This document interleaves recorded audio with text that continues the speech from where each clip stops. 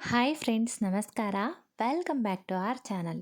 So ಇವತ್ತಿನ ವಿಡಿಯೋದಲ್ಲಿ ನಾವು ಆಗಸ್ಟ್ ತಿಂಗಳಲ್ಲಿ ಯಾರಿಗೆಲ್ಲ ಡೆಲಿವರಿ ಡೇಟ್ ಇದೆಯೋ ಅವ್ರಿಗೆಲ್ಲ ಕೆಲವೊಂದು ಟಿಪ್ಸ್ ಅಂತ ಹೇಳ್ಬೋದು. ಸೊ ಈ ವಿಡಿಯೋದಲ್ಲಿ ತಿಳ್ಕೊಳ್ಳೋಣ.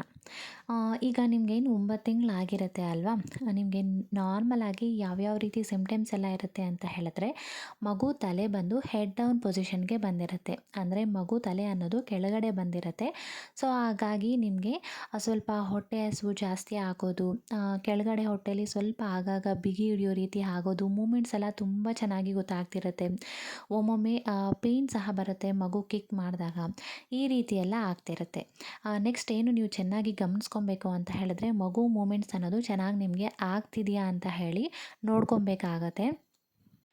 ನೆಕ್ಸ್ಟ್ ಹೊಟ್ಟೆ ಎಲ್ಲ ಸ್ವಲ್ಪ ದಪ್ಪ ಆಗಿರುತ್ತೆ, ಕೆಳಗಡೆ ಹೊಟ್ಟೆ ಜಾರಿರುತ್ತೆ ಅಲ್ವ. ಸೊ ಹಾಗಾಗಿ ತುಂಬ ಟೈಟಾಗಿ ಡ್ರೆಸ್ಸಸ್ ಹಾಕೋದಕ್ಕೆ ಹೋಗಬೇಡಿ. ಆದಷ್ಟು ಕಾಟನ್ ಡ್ರೆಸ್ಸಸ್ನ ಪ್ರಿಫರ್ ಮಾಡೋದು ನೀವು ಒಳ್ಳೆಯದು. ಇಲ್ಲಾಂದರೆ ಕಾಟನ್ ನೈಟೀಸ್ ಇರುತ್ತೆ ಅಲ್ವಾ, ಅದನ್ನು ನೀವು ಹಾಕ್ಕೊಂಡ್ರೆ ಸ್ವಲ್ಪ ನಿಮಗೆ ಫ್ರೀ ಆಗಿರುತ್ತೆ ಕೂತ್ಕೊಳ್ಳೋದಕ್ಕೆ, ವಾಕಿಂಗ್ ಮಾಡೋದಕ್ಕೆ, ಅಥವಾ ನಿಮ್ಮ ಕೆಲಸಗಳನ್ನ ನೀವು ಮಾಡ್ಕೊಳೋದಕ್ಕೆ ಸ್ವಲ್ಪ ಆರಾಮಾಗಿರುತ್ತೆ.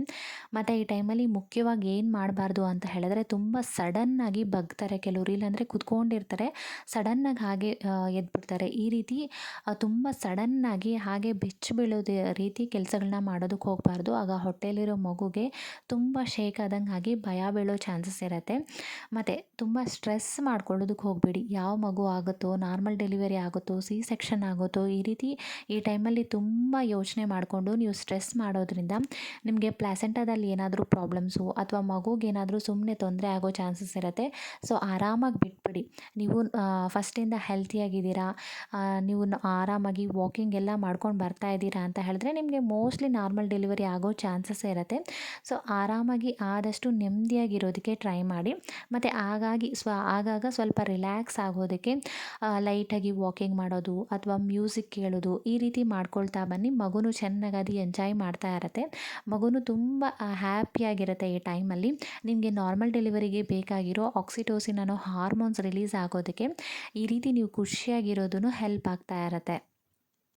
ನೆಕ್ಸ್ಟು ಟೈಮ್ಗೆ ಕರೆಕ್ಟಾಗಿ ಮಲ್ಕೊಳ್ಳಿ. ಒಂದು 7 ಅವರ್ ಆದರೂ ಚೆನ್ನಾಗಿ ನಿದ್ದೆ ಮಾಡಬೇಕು, ಖುಷಿಯಾಗಿರಬೇಕು. ಇವೆಲ್ಲ ಯಾಕೆ ಹೇಳ್ತಾ ಇದ್ದೀನಿ ಅಂತ ಹೇಳಿದ್ರೆ, ಇವೆಲ್ಲನೂ ನಾರ್ಮಲ್ ಡೆಲಿವರಿಗೆ ಹೆಲ್ಪ್ ಆಗುತ್ತೆ.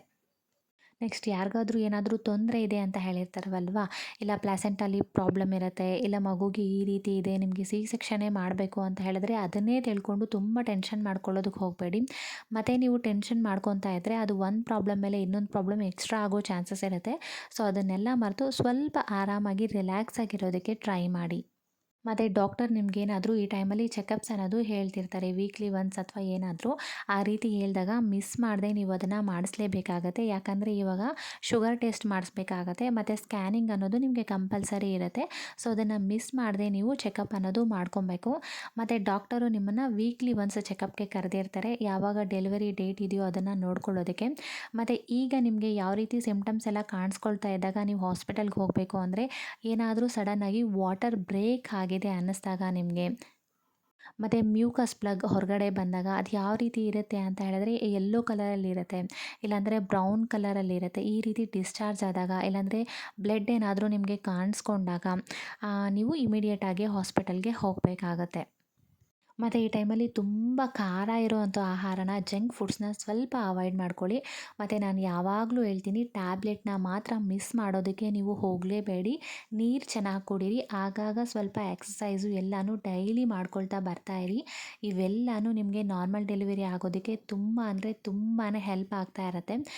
ಮತ್ತು ಹಾಸ್ಪಿಟಲ್ ಬ್ಯಾಗೆಲ್ಲನೂ ಪ್ರಿಪೇರಾಗಿ ಇಟ್ಕೊಳ್ಳಿ. ಒಂದೇ ಹತ್ರ ಹಾಸ್ಪಿಟಲ್ಗೆ ಏನೇನು ತಗೊಂಡೋಗ್ಬೇಕು, ಮಗುದಾಗಿರ್ಬೋದು, ನಿಮ್ಮ ಥಿಂಗ್ಸ್ ಆಗಿರ್ಬೋದು, ಮತ್ತು ಹಾಸ್ಪಿಟಲ್ ಚೆಕಪ್ ಮಾಡಿಸಿರೋದಾಗಿರ್ಬೋದು, ಸ್ಕ್ಯಾನ್ ರಿಪೋರ್ಟ್ಸ್ ಆಗಿರ್ಬೋದು, ಎಲ್ಲನೂ ಒಂದೇ ಜಾಗದಲ್ಲಿ ತೆಗೆದಿಟ್ಕೊಂಡಿರಿ. ಸೊ ಈ ವಿಡಿಯೋ ನಿಮಗೆ ಇಷ್ಟ ಆಗಿದ್ದರೆ ಲೈಕ್ ಮಾಡ್ಕೊಳ್ಳಿ, ಚಾನಲ್ಗೆ ಸಬ್ಸ್ಕ್ರೈಬ್ ಮಾಡ್ಕೊಳ್ಳಿ. Thank you. ಬಾಯ್.